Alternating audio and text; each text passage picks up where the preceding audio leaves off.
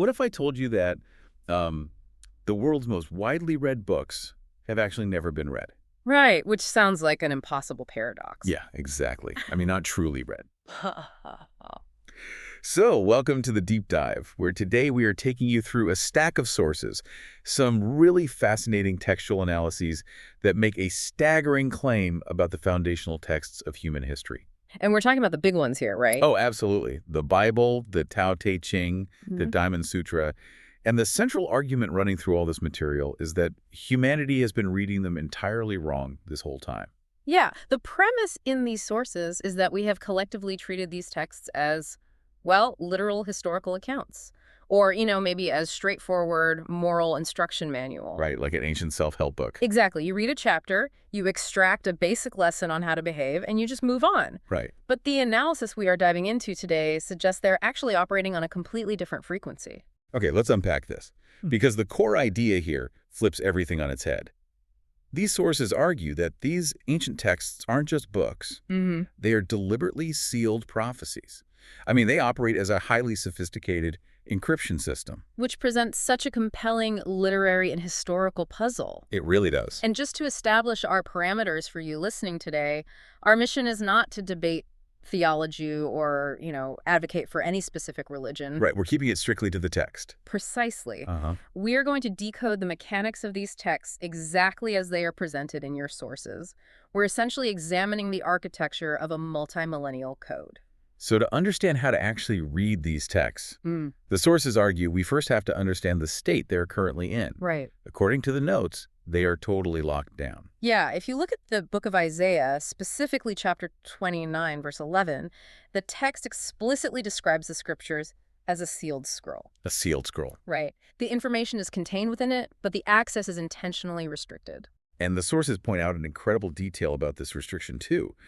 It claims that even the highly educated, literate people reading the scroll, and even the original prophets who physically wrote the words down, they didn't actually understand what they were documenting. Which is wild to think about. Just imagine the psychological experience of being one of those scribes or prophets. Yeah. You are diligently recording these visions and these words, maybe feeling the immense weight of their importance, yet you are essentially taking dictation in a language whose underlying syntax you don't fully comprehend. But wait, if we are assuming a divine creator, or the universe, or whatever higher power wants to send a message to humanity, why encrypt it so heavily that even the author doesn't get it? It's a great question. Like, what is the functional purpose of keeping everyone for thousands of years completely in the dark? Well, this raises an important point, and it gets to the very heart of the text's internal logic. Okay. If you present a massive truth plainly, human nature often rejects it or, corrupts it almost immediately. Oh, that makes sense.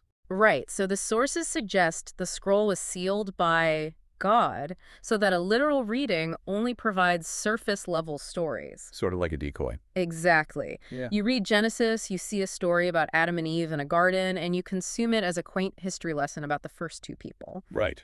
But the true underlying structural meaning remains hidden until the intended time. That actually makes me think of handing someone an advanced calculus textbook. Oh, yeah. Yeah, let's say you just drop that on my desk. Yeah. I can look at the page and say, okay, I see an X, I see a Y, there's a number 2, there's a weird squiggly line. Right, the integral sign. Exactly. As a literate adult, I recognize every single character printed on the paper. Right. But I have absolutely zero idea what the equation actually means because I don't speak the mathematical language. Right. The true reality of the equation is completely sealed off from me, sitting right there in plain sight. That's a perfect analogy. The cognitive experience is identical. You see the symbols, but you lack the syntax. And you can't just brute force your way into understanding it either. Yeah. To get inside a locked box, you have to know the specific mechanics of the seal. Right, like how is it locked? Exactly. Is the package tied with a delicate silk ribbon that you can simply snip? Yeah. Or is it wrapped in heavy iron chains requiring a blowtorch? Is it a biometric scanner demanding a specific fingerprint? Right. Until you identify the precise mechanism of the lock, well, staring harder at the box accomplishes absolutely nothing. So if the ancient masters across the globe all lock their knowledge away, what is the fingerprint scanner here? Right. What is the padlock keeping us out of these ancient texts? According to our sources, the answer lies in the mechanics of human language itself. Yes. The texts were sealed using parables and metaphors. Okay. The sources reference Psalms 49:4, Hosea 12:10, and Psalm 78:2, which plainly state that the messages are delivered as ancient riddles. Metaphors as an encryption key. Exactly. The sources explain that everyday language actually uses this kind of encryption all the time, which honestly grounds the concept beautifully. It really does. Our everyday speech is loaded with hidden meanings that literalists would completely misinterpret. And what's fascinating here is how universal this linguistic drift is across entirely different cultures. Yeah, the notes had a really good example of that. Yeah, the source provides an excellent example from the Chinese language. The phrase "jin dan" literally translates to roll egg. Roll egg. Right. And if you take that literally, you might assume someone is asking you to take a chicken egg and physically push it down a hill. Which would be a very confusing request in the middle of a heated argument. Right, exactly. Because it's an idiom. The actual decrypted meaning is get out or scram. Ah, okay. The source also points to interpersonal dynamics, which I loved. If a girlfriend playfully swats her partner's arm and says, "Ah, you were so annoying." Right, the literal definition of those words implies irritation or dislike. Exactly. But the intended encoded message is the exact opposite. It's affection and comfort. The literal word is just the vehicle. Yes. It's not the cargo. That's a great way to put it. And applying that logic to these ancient texts fundamentally shifts how we view them. I can see that. When Genesis mentions a talking snake or God taking a literal rib out of Adam to build a woman, the source argues these are ancient riddles utilizing the exact same mechanic. Right. It is no different than calling someone the apple of your eye. You aren't implying they are a piece of fruit lodged in your cornea. So what does this all mean for the reader? Because, if I'm playing devil's advocate here, are we supposed to assume that absolutely nothing in these texts is literal? That everything is just a vast, elaborate code? Well, the sources address that by pointing directly back to the scripture's own instruction manual, actually. Oh. Yeah. The Gospel of Matthew, chapter 13, verses 34 and 35, states that Jesus spoke to the crowds entirely in parables. Entirely. Mm-hmm. The text literally says he uttered things hidden since the foundation of the world, specifically using parables to do it. So the text is basically waving a massive flag that says, hey, this is a code. Yes. If he spoke entirely in parables, then choosing to read these texts at literal face value means you are, by definition, literally missing the point. Exactly. You are trying to find an actual physical apple inside someone's eye. Right. You are staring at the calculus textbook, fiercely debating the publisher's font choice instead of learning how to solve for X. Wow. Yeah. And this is where the sources expand the scope in a way that truly elevates the conversation. Mm-hmm. Because this parable code, this method of encrypting deep truths inside mundane imagery, it isn't just an anomaly isolated to one religion or one region. Not at all. The sources demonstrate that this exact same metaphorical lockbox spans across vastly different Eastern philosophies. Yeah, and if we connect this to the bigger picture, the architecture of ancient wisdom starts to look incredibly unified. Yeah. The masters, regardless of geography, were utilizing the same literary technology. The sources highlight the Tao Te Ching, specifically the phrase Dao Chang. Which, according to the notes, is often horribly mistranslated in Western texts. It really is. So the word Chang translates to a vessel, such as a wine cup or a teacup. Okay. A literalist reads that and assumes Laozi is discussing a magical cosmic piece of pottery. Right, like a holy grail or something. Exactly. But the source clarifies that Chang is actually a metaphor for a person. Specifically, a human being who has cultivated the capacity to hold the Tao or the truth inside themselves. So the vessel is the human mind. The physical cup is just the camouflage. Precisely. And consider another famous line from Laozi, "Heaven and earth are not humane." Okay. A purely literal reading paints a terrifying picture, suggesting the sky and the dirt are actively cruel, malevolent entities plotting against humanity. Like the clouds are up there conspiring to ruin your day. Exactly. But the metaphor actually conveys that nature operates on its own grand, impartial laws. completely unswayed by human sentimentality or moral outrage. Right, right. Furthermore, when Laozi writes that the highest good is like water, he isn't giving a hydrology lecture on the molecular structure of H2O. Right. He's doing a science experiment. No, he is using the observable physical properties of water, how it naturally flows to the lowest, most overlooked places, how it nourishes all life without striving for recognition, to explain the incredibly abstract, difficult to grasp traits of human goodness. It's the exact same encryption method. Mundane imagery camouflaging radical truth. Yes. And the sources trace this straight into Buddhism as well, looking at the Diamond Sutra.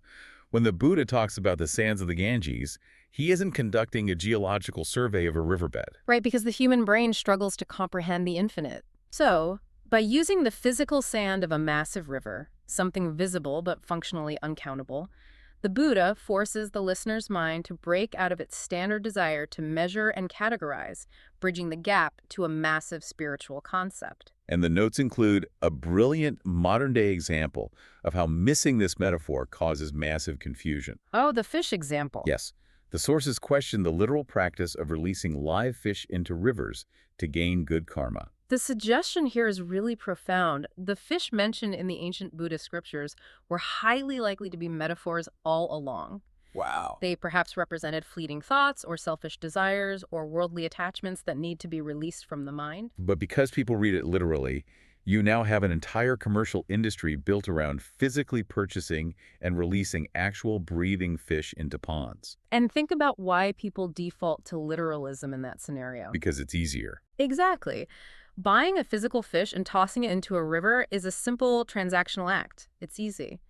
Doing the difficult internal labor of cleansing one's thoughts and releasing deep-seated desires, that is incredibly hard. Right. Parables often get hijacked by literal interpretations because the literal version demands less of us. Oh, that is so true. This is why the source points out the Buddhist teaching that all observable phenomena are like a dream or an illusion. The literal surface is just a bubble. The truth is the breath inside it.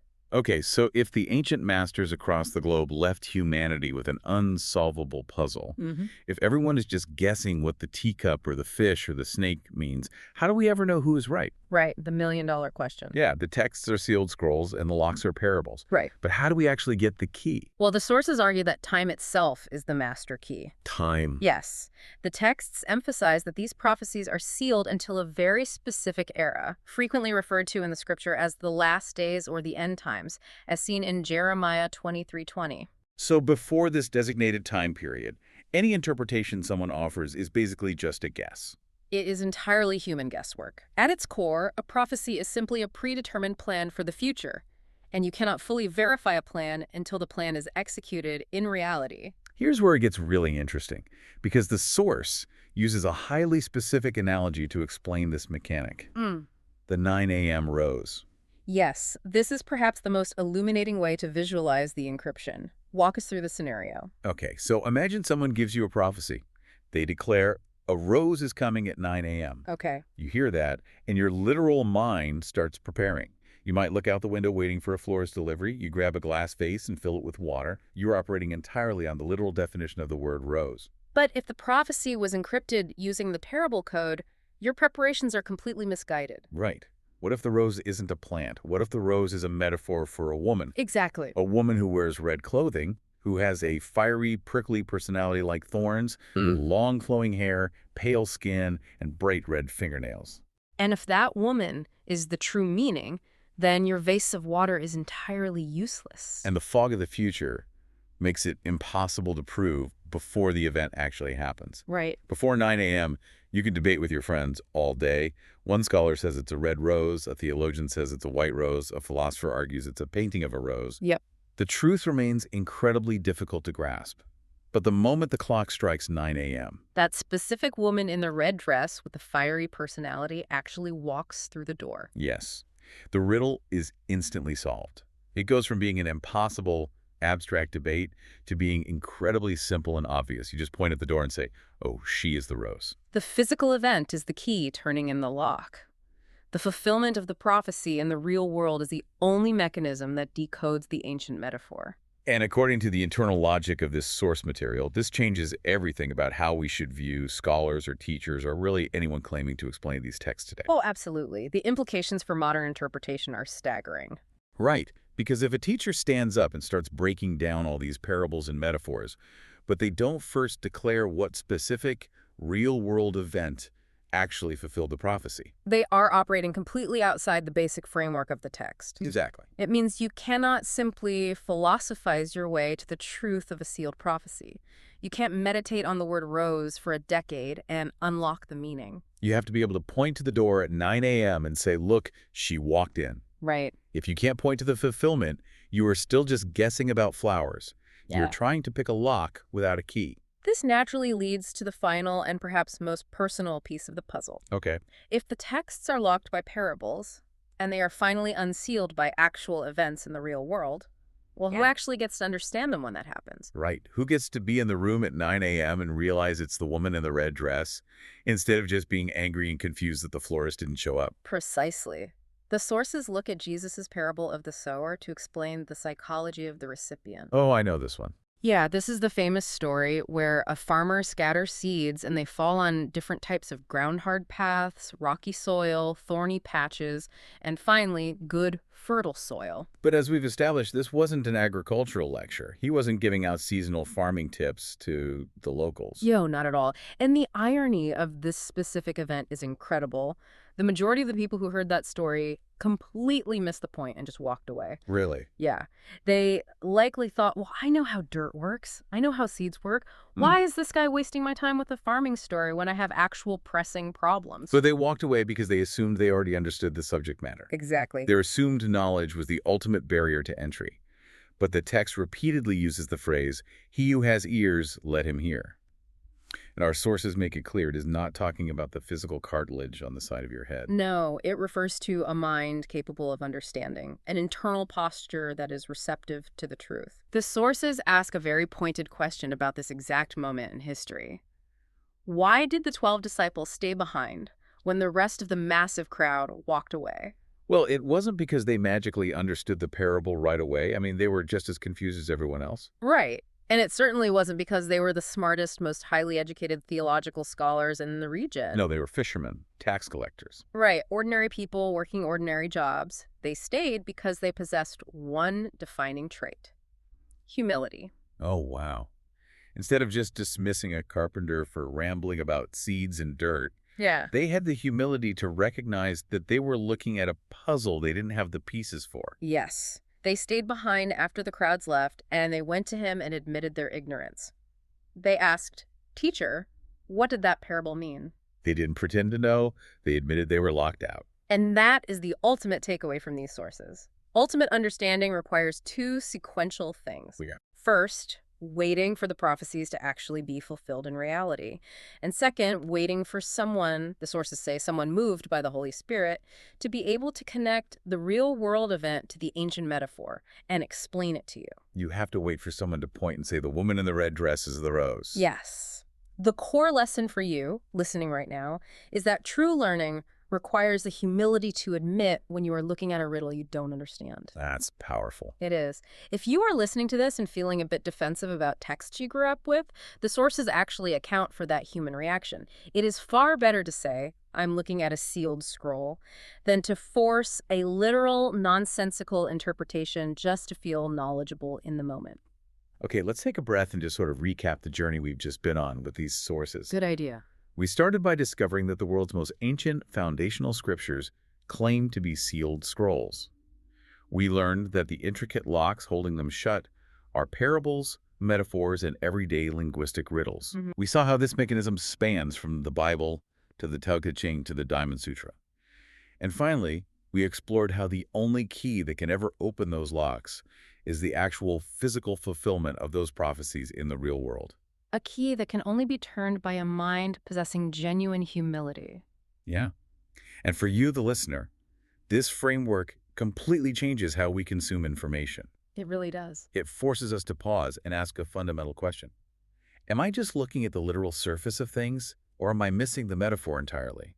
It gives us permission to stop feeling overwhelmed by bizarre ancient stories of talking snakes and cosmic teacups. It relieves the immense pressure of having to make literal, logical sense of the impossible. Absolutely. It gives you permission to view them not as confusing, contradictory history, but as beautiful, deliberate puzzles that are simply waiting for the right time in human history to be solved. And if we connect this to the bigger picture, it leaves us with a rather profound question to consider as we close today. Oh, so what does this all mean for us right now? Well, think about this. If the foundational texts of human history, spanning multiple continents, across wildly different cultures and philosophies, were intentionally written in a metaphorical code, entirely meant to be unlocked by future events, Yeah. what obvious literal facts in our modern world right now are actually just riddles waiting for their time to be solved? Are we just staring at an advanced calculus textbook, convinced it's a story about numbers, completely unaware of the language hidden right in front of our eyes? They'll have to keep looking to find out.